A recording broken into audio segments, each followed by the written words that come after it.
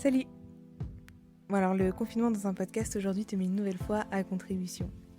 Il y a quelques jours j'ai demandé sur Instagram qui serait prêt ou prête à m'aider pour ce nouvel épisode et j'ai reçu beaucoup plus de réponses positives que ce à quoi je m'attendais et vraiment très rapidement. Donc tout d'abord merci beaucoup, ça m'a vraiment touchée parce que je m'attendais vraiment pas à ça. Et ça me donne vraiment beaucoup de force. Donc j'étais très agréablement surprise et je suis vraiment très reconnaissante. Donc l'idée de ce nouvel épisode, c'était qu'on fasse un bilan après donc 7 semaines de confinement. Et donc j'ai eu pas mal de matière et j'ai décidé d'en faire donc 3 podcasts, 3 épisodes assez courts plutôt que un long. Bon, et maintenant je te laisse avec les témoignages d'Ariane, de Camille, de Emma, de Louise, de Mathilde, de Naïg et de Pauline. Après le confinement, je vais prendre plus la valeur de ce que c'est de passer du temps avec mes proches. Et aussi, je vais plus, je pense, prendre le temps de faire de la création, de travailler à mon rythme, de toutes ces choses-là. En fait, je pense que je vais vraiment prendre du temps pour moi, ce que je faisais assez peu au final. Enfin, ça m'arrivait bien sûr de glander, mais ça rend pas la même saveur en fait. Parce que j'espère en tout cas que maintenant, quand je vais glander, enfin, quand j'aurai rien à faire, je vais m'en servir pour faire des choses que j'ai envie et pas juste procrastiner. Et ouais, je vais plus savourer aussi le rapport aux gens, le fait de se voir, le fait d'avoir le droit de se voir aussi. Mais aussi le fait d'avoir le droit de dire bah non, là j'aimerais faire autre chose, j'aimerais travailler, j'aimerais faire de la musique seule, j'aimerais prendre le temps pour moi. Enfin, j'espère que cette ambivalence, elle sera plus facile à mettre, que je me sentirai pas obligée de faire des choses quand j'ai envie de prendre du temps pour moi et faire autre chose, quand je me sentirai pas obligée de voir des gens et tout ça.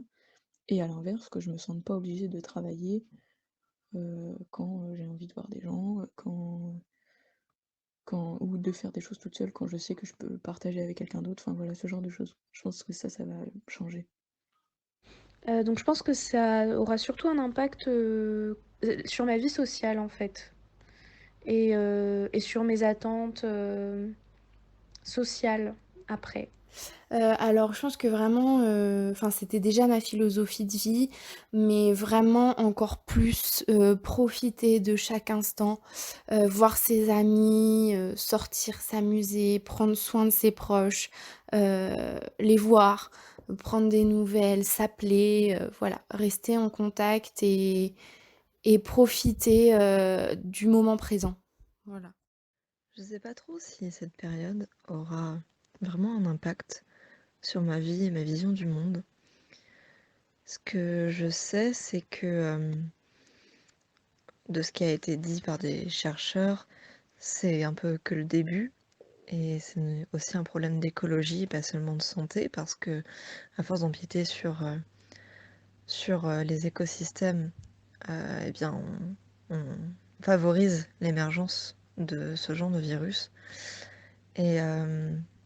Et du coup, ce que ça va changer pour moi, c'est peut-être malheureusement d'être encore un peu plus pessimiste sur l'impact qu'on a sur notre environnement.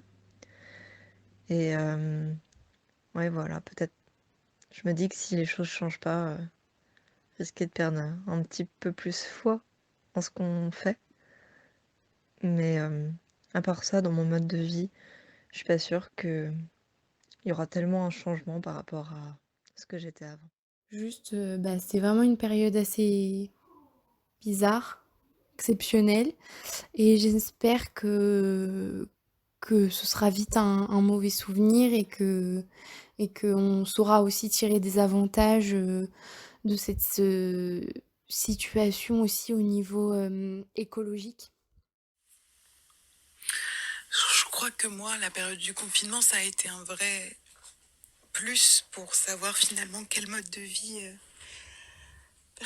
vie j'avais envie de me tourner, vers les choix que je vais faire prochainement, même dans mon alimentation, de ce que je vais sûrement éliminer, ce que je vais rajouter. Puis ouais, réfléchir à son rapport au corps, comment dire, que finalement tout ce qu'on mange a un impact sur lui et que du coup ça a un impact sur notre psychisme. Moi j'ai vraiment réalisé que par exemple, si je mange trop de gâteaux, bah ça loupe pas, un jour après je déprime quoi. Et je pense que d'être en contact comme ça avec mon corps, ça m'a vraiment permis d'apprendre à mieux me connaître, de savoir comment je fonctionne. Et je pense que c'est ça que je dirais aux gens d'essayer de faire finalement. De se reconnecter un peu avec son corps, finalement, qu'est-ce qui lui fait du mal, qu'est-ce qui lui fait du bien. Et de voir les effets que ça a même sur notre psy, en fait. On ne réalise pas forcément au départ que la nourriture a un impact comme ça sur notre psychisme, mais en fait, si. Et moi, en tout cas, c'est très fort, quoi. Donc, je pense que ce que je peux recommander aux personnes, si... Après, c'est facile à dire parce que je suis dans un environnement qui est assez calme, et c'est de réfléchir sur soi, je pense. Sur est-ce que je suis au bon endroit dans ma vie, qu'est-ce que je veux pour après, en quoi je crois. Parce que, par exemple, moi, je crois plus en notre société, en fait, comment elle fonctionne. Et je crois en autre chose. Et du coup, je me dis que j'ai envie de devenir active dans ce changement que j'aimerais entrevoir. Et je pense que c'est une bonne période pour les gens pour savoir finalement comment ils se sentent en fait dans leur vie et qu'est-ce qu'ils peuvent y faire, qu'est-ce qu'ils peuvent y changer, et de devenir un peu plus acteurs finalement de leur vie.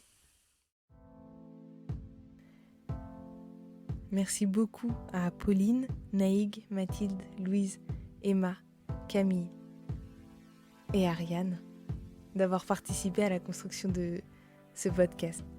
Donc si tu as des commentaires, n'hésite pas à me les faire parce que j'essaye toujours d'une semaine à l'autre avec cette série de me renouveler. Et c'est important pour moi de savoir ce qui te parle et ce qui te parle moins, ce qui te plaît et ce qui te plaît le moins. Comme chaque semaine depuis cette semaine, j'espère que de ton côté, le confinement, ça va. J'espère que tu le vis pas trop mal. J'espère même que tu le vis bien. J'espère que tu arrives à rendre ta vie agréable et sinon au moins supportable. Peu importe où tu es et peu importe qui tu es, comme chaque semaine depuis cette semaine, je t'envoie toute ma force et tout mon courage. Je te propose qu'on se retrouve une nouvelle fois samedi prochain, au même endroit et plus ou moins à la même heure. À très vite. Bisous. Pour patienter jusqu'à la fin du confinement, j'ai pas vraiment de conseils à donner parce que moi-même je fais pas grand chose de spécial. Mais si je peux avoir des recommandations, moi je regarde RuPaul Drag Race sur YouTube. C'est une compétition de drag queen aux États-Unis et je trouve ça super cool, créatif et ça permet de faire passer le temps d'une façon chouette. Enfin, j'aime bien regarder ça.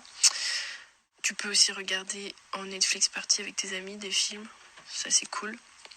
Et sinon, faire de la méditation, c'est agréable des fois de se poser et faire de la méditation pendant genre 10-15 minutes, juste pour se recentrer et ça fait du bien.